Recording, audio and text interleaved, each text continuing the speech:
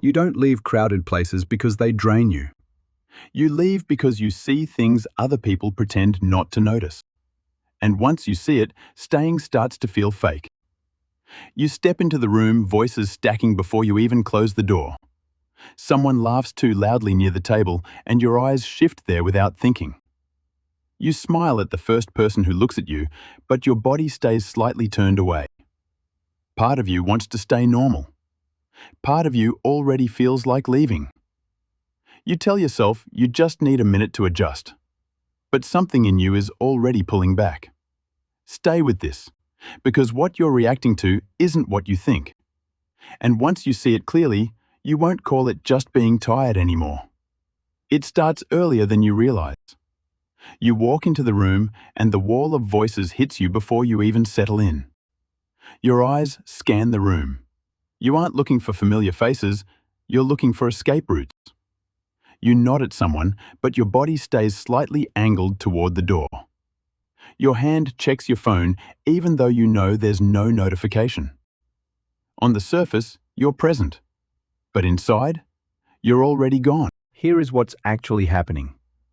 Your brain is predicting an overload before it even starts, and it's already cutting off the feed. The cost is you never actually arrive, even when you're physically there. The problem isn't that you're leaving early, it's that you never fully showed up. You didn't get overwhelmed, you pre-withdrew. It's not the noise that gets to you, it's what doesn't match. Someone says they're doing great, but their smile lands a second late.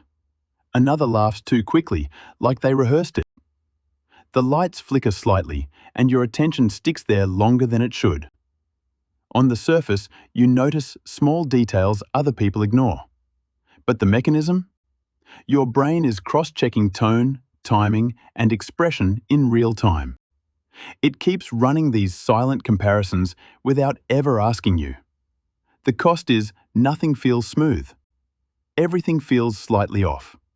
You try to ignore it, but you can't. You're not being sensitive.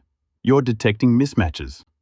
You're still in the conversation, but part of you already left. They're talking, and you're nodding at all the right moments, but your focus keeps splitting into smaller threads. You start replaying what they said while they're still speaking. You notice their tone shift halfway through a sentence. On the surface, you look engaged, but your attention is fragmenting. The mechanism? Your brain is opening too many tabs to process every emotional signal simultaneously. The cost is the interaction starts to feel unnatural, like you're acting instead of responding. You drift slightly toward the edge of the room, not to leave, but to reduce the input. You didn't lose interest, you simply hit capacity. You tell yourself it's just too much noise.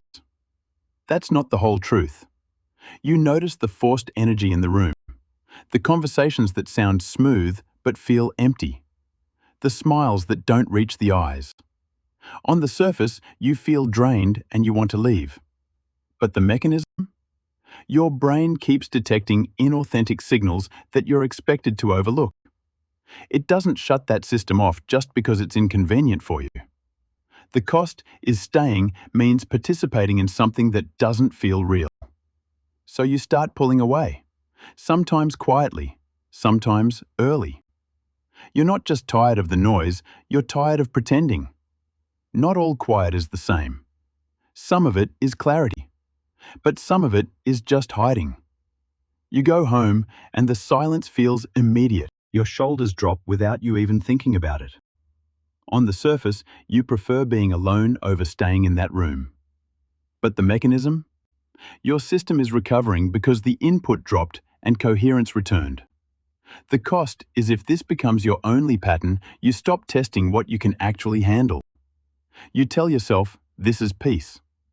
Sometimes it is, but sometimes it's just avoidance that feels safe.